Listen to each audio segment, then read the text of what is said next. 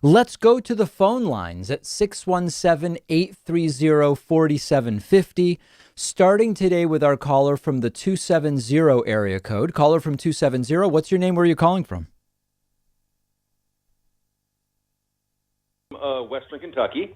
You said Damon from Western Kentucky. Go ahead. Yes, sir. Well, I was just calling. First of all, I want to point out, I'm sorry, I'm kind of nervous here. That's okay. Biden and Harris are not my first choice at all. Okay. I think the worst you could have gotten that would have been Biden-Klobuchar. However, after a little bit of agonizing, I decided I am voting Biden just because, even though I'm in Kentucky and I think if I voted third party it wouldn't matter much anyways, I want to see Trump lose big in the popular vote just so he can't say, oh, this was rigged. I think there really needs to be a great big coalition rejecting him.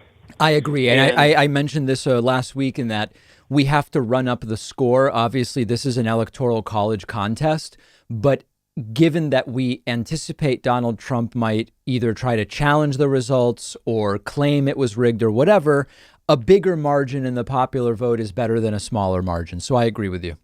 Oh, exactly. I did want to say, as more, I guess, pragmatic left-leaning people, I do think one way we can screw up is we don't need to shame people who feel different. We need to explain to them this. And the best description I ever heard, and forgive me if I'm going on too long, I'll make this quick, there was a left-wing YouTuber who said, if you believe in what Bernie and what AOC stand for, and you look at the amount of work they put in and what they fought for, if you think, oh, we're just going to punt this and let Trump get it because we're not going to get the right president, you're pretty much helping destroy everything they've worked for, because I don't think Biden is necessarily going to become progressive when he gets elected, but it's going to be a lot easier to convince him and Harris to go for Medicare for all and go for free college and legalizing marijuana than it is Trump. And I think we have to understand that, and we have to look at the down ballot votes, and we have to look at this as a way of,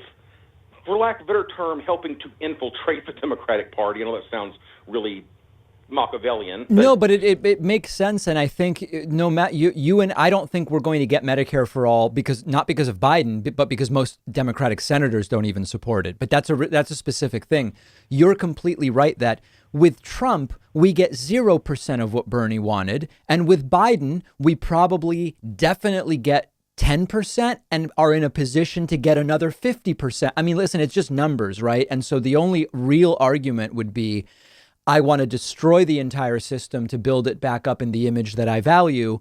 But there's no historical example that tells us that's how change happens. So I would reject it on historical grounds. But you and I think, are on the same page.